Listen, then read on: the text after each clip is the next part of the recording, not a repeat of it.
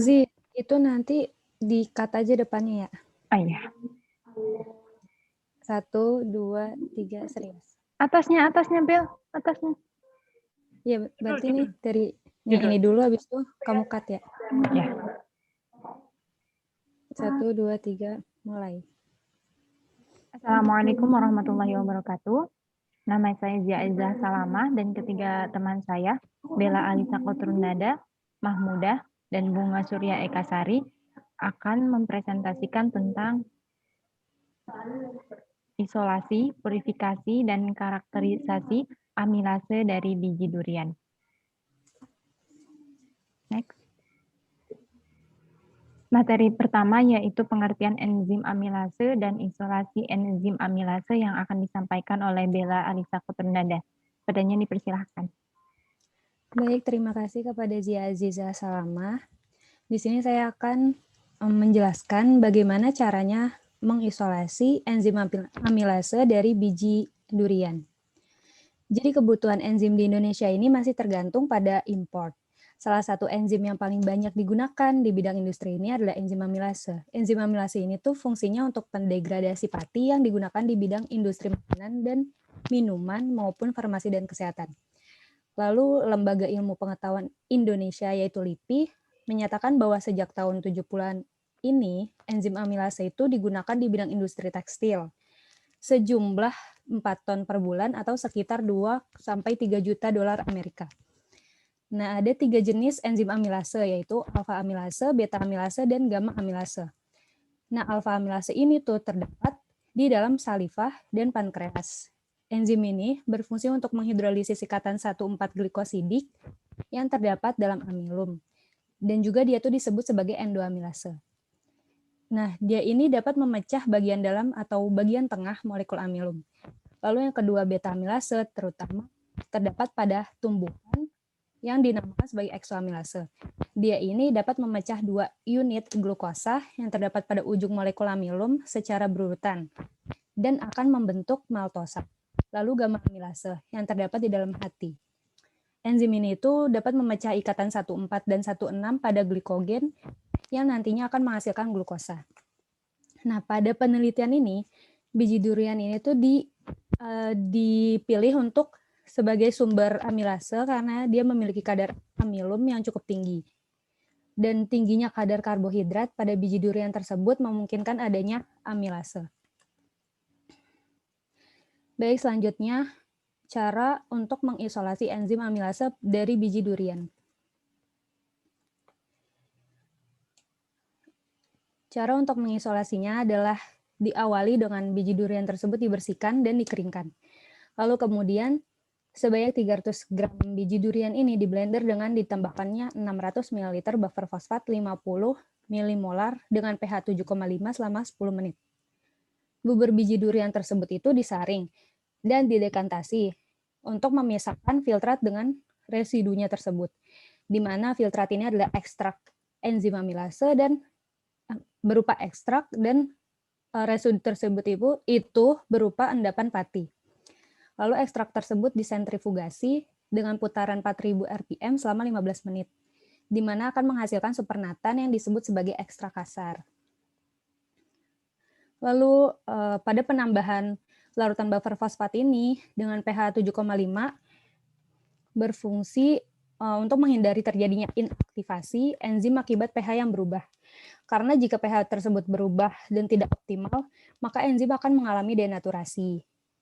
Nah, denaturasi tersebut itu menyebabkan enzim menjadi tidak aktif atau tidak dapat bekerja dengan baik. Lalu, pada tabel pertama, yaitu data hasil penentuan aktivasi amilase yang berupa supernatan bening dan supernatan keruh. Nah, yang digunakan untuk tahap selanjutnya, yaitu fraksinasi dan dialisis ini adalah supernatan keruh.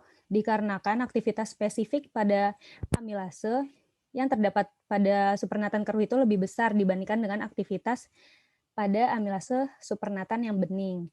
Maka dari itu, jumlah amilase yang terisolasi pada supernatan keruh ini lebih banyak daripada supernatan bening. Makanya aktivitas spesifiknya lebih besar. Selanjutnya akan dijelaskan oleh Mahmudah, yaitu purifikasi enzim amilase. Mahmudah Baik, dipersilakan. baik, di sini saya akan menjelaskan tentang purifikasi enzim amilase, di mana terdapat dua tahap, yaitu fraksinasi dan dialisis. Next. Untuk fraksinasi amilase dengan salting out, yaitu ekstrak enzim kasar hasil isolasi dari biji durian difraksinasi dengan garam amonium sulfat pada beberapa tingkat kejenuhan.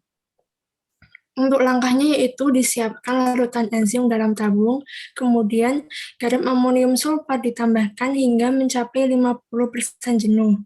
Ini untuk pembuatan fraksi 50% amonium sulfat jenuh.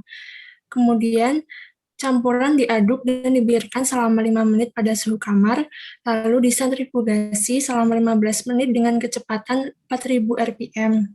Kemudian supernatan dipindahkan ke dalam tabung yang baru, dan endapan yang terbentuk disebut fraksi 50% amonium sulfat jenuh. Kemudian endapan dilarutkan dengan buffer fosfat 50 milimolar dengan pH 7,5. Kemudian tahap selanjutnya yaitu pembuatan fraksi 55% amonium sulfat jenuh dan fraksi 60% amonium sulfat jenuh, di mana tahapannya seperti pada fraksi 50% amonium sulfat jenuh, yaitu penambahan garam amonium sulfat ke dalam supernatan dari tahap sebelumnya. Untuk yang 55% amonium sulfat jenuh yaitu ditambahkan hingga 55%, untuk yang 60% juga ditambahkan mencapai 60% jenuh. Kemudian campuran diaduk, lalu dibiarkan selama 5 menit pada suhu kamar, kemudian disentrifugasi selama 15 menit, dan supernatan dipindahkan ke dalam tabung baru. Endapan yang terbentuk tersebut dilarutkan dengan buffer fosfat 50 milimolar pH 7,5. Penambahan garam amonium sulfat akan menyebabkan ion garam menarik molekul air yang mengelilingi protein. Hal ini mengakibatkan peningkatan interaksi hidrofobik sesama molekul protein dan menyebabkan penurunan kelarutan protein. Peningkatan reaksi elektrostatik dapat pula menyebabkan penurunan gaya tolak-menolak di antara molekul protein hingga larutan protein menurun dan terjadi pengendapan. Alasan digunakannya garam amonium sulfat sendiri ialah pada saat ekstraksi, pelarut yang digunakan berupa buffer fosfat dengan pH 7,5, sedangkan rentang pH yang baik untuk mengendapkan protein berada pada pH 4,8 hingga 6,3, sehingga dipilihlah garam yang dapat menurunkan pH larutan. Oleh karena itu, digunakan garam amonium sulfat sehingga menyebabkan penurunan pH larutan enzim hingga mencapai titik isoelektriknya. Pada titik tersebut, interaksi protein dengan protein lainnya lebih kuat dibandingkan dengan interaksi protein dengan air. Akibatnya, kelarutan protein akan menurun dan mengendap. Untuk hasil dari vaksinasi amilase sendiri yaitu aktivitas amilase tertinggi terdapat pada tingkat kejenuhan 60%, yaitu dengan kejenuhan tertinggi. Hal ini disebabkan adanya ion garam yang menjadi aktivator enzim yang dapat meningkatkan aktivitas enzim. Selanjutnya, setiap fraksi amonium sulfat yang dihasilkan dialisis dengan menggunakan buffer fosfat 50 milimolar dengan pH 7,5 selama 3 jam, dengan mengganti larutan buffer fosfat setiap 1 jam sekali. Untuk tahap dialisis akan dijelaskan oleh Zia Azizah. Baik, pada pemurnian amilase dengan dialisis, tahap akhir setelah fraksinasi dengan garam, yaitu dialisis larutan enzim dalam membran selofan. Nah, dialisis ini bertujuan untuk menghilangkan garam amonium sulfat, desalting. Larutan enzim tiap fraksinasi itu dimasukkan ke dalam masing-masing membran selofan yang berbeda. Selama dianalisis, volume larutan dapat meningkat, maka pengisian kantong membran tersebut jangan sampai penuh. Pada prosesnya, dilakukan dengan merendam kantong selofan yang berisi larutan enzim dalam buffer fosfat 50 milimolar dengan pH 7,5 sambil diaduk menggunakan magnetic stirrer pada suhu 5 derajat Celcius. Setelah beberapa jam diaduk, akan mencapai kesetimbangan konsentrasi, mencapai kesetimbangan di mana konsentrasi molekul kecil di dalam dan di luar membran itu akan sama. Sementara molekul besar tetap berada di dalam membran. Nah, garam amonium merupakan molekul berukuran kecil yang akan keluar melalui pori-pori membran. Sedangkan larutan enzim yang merupakan makromolekul akan tetap tertahan di dalam membran. Tiap 1 jam sekali larutan buffer fosfat harus diganti selama 3 jam, karena sebagian besar komponen buffer adalah molekul kecil yang dapat melewati pori-pori membran, sehingga larutan buffer harus diganti secara berkala. Next. Nah, pada tabel dapat dilihat kadar protein dan aktivitas spesifik enzim setelah dilakukan dialisis. Setelah melalui tahap fraksinasi dan dialisis, terjadi peningkatan aktivitas spesifik enzim yaitu dari 40,14 unit per miligram ekstrak enzim kasar menjadi 826,35 unit per miligram dengan tingkat kejenuhan 55% dan 1959,75 unit per miligram dengan tingkat kejenuhan 60%. Aktivitas spesifik meningkat karena enzim yang diperoleh semakin murni. Aktivitas spesifik enzim terbesar terdapat pada tingkat kejenuhan 60%, yaitu sebesar 1959,75 unit per miligram, sedangkan aktivitas spesifik enzim terkecil terdapat pada tingkat kejenuhan 50%, yaitu sebesar 12,04 unit per miligram. Dalam penelitian yang dilakukan, maka semakin tinggi tingkat kejenuhan, semakin tinggi pula aktivitas spesifik enzim. Materi yang selanjutnya akan disampaikan oleh Bunga Surya Ekasari. Untuk karakterisasi enzim, yaitu dilakukan ada 2 cara, yaitu penentuan pH optimum dan suhu optimum. Untuk penentuan pH optimum dilakukan dengan cara sebanyak 50 mikroliter larutan pati 3% dalam buffer fosfat 50 milimolar dengan pH 5, 6, dan 7, kemudian ditambahkan sebanyak 50 mikroliter larutan enzim dan diinkubasi pada suhu 50 derajat Celcius selama 10 menit.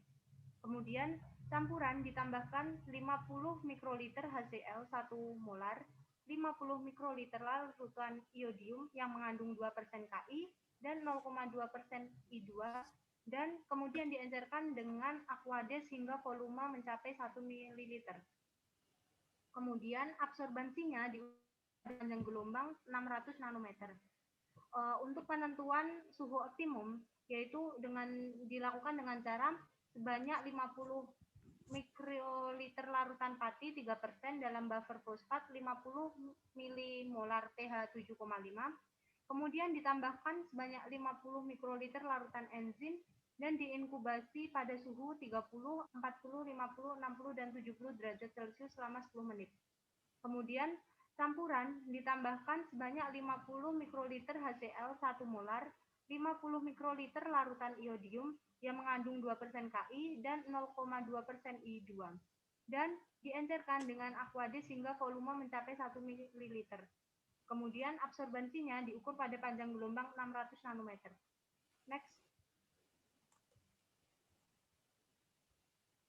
Untuk hasil karakterisasi pada pH optimum bisa dilihat pada gambar 1, yaitu grafik pengaruh pH terhadap aktivitas spesifik amilase dari biji durian. Pada gambar di atas tersebut, aktivitas spesifik amilase dari biji durian meningkat drastis pada pH 6 dan menurun pada pH 7, seperti yang ditunjukkan gambar 1. Aktivitas spesifik amilase yang diperoleh pada pH 6 yaitu 301,19 unit per miligram. Perubahan pH berpengaruh terhadap aktivitas enzim melalui pengubahan struktur atau muatan residu asam amino yang berfungsi dalam pengikatan substrat. Aktivitas enzim berkaitan dengan strukturnya. Perubahan struktur akan menyebabkan perubahan konformasi dari enzim. Pada pH optimum, konformasi enzim berada pada kondisi yang ideal. Hal ini menyebabkan interaksi antara enzim dan substrat menjadi lebih maksimal. Kemudian pada suasana asam atau basa, konformasinya akan berubah sehingga aktivitas enzim akan menurun dan terganggu. Kemudian untuk hasil dari suhu optimum bisa dilihat pada gambar 2, yaitu grafik pengaruh suhu terhadap aktivitas spesifik amilase. Terlihat aktivitas spesifik amilase dari biji durian tertinggi pada suhu 40 derajat Celcius dengan aktivitas spesifik sebesar 295,25 unit per miligram. Aktivitas enzim meningkat drastis pada suhu 40 derajat Celcius dan menurun pada suhu 50 derajat Celcius. Ini diakibatkan karena pada suhu rendah reaksi kimia berlangsung lambat, sedangkan pada suhu tinggi reaksi kimia akan menjadi lebih cepat. Namun, kenaikan suhu dapat menyebabkan terjadinya denaturasi serta mengurangi kecepatan reaksi. Suhu optimum yaitu suhu yang menyebabkan terjadinya reaksi dengan kecepatan yang paling besar, yaitu sebelum mencapai temperatur 40 derajat Celcius, itu terlihat bahwa aktivitas enzim masih rendah. Hal ini disebabkan karena suhu tersebut merupakan suhu dengan energi aktivasi yang diperlukan enzim untuk mengkatalisis reaksi hidrolisis dari enzim dengan substrat, yaitu belum maksimal. Kemudian enzim tersebut tidak dapat bekerja dengan baik pada substratnya. Kemudian kenaikan suhu juga menyebabkan aktivitas amilase juga meningkat sehingga mencapai optimum. Setelah mencapai kondisi optimum, terlihat bahwa aktivitas enzim akan menurun karena terjadinya penurunan aktivitas enzim ini menyebabkan struktur enzim akan berubah dan mengalami denaturasi sehingga sisi aktif enzim akan rusak. Next.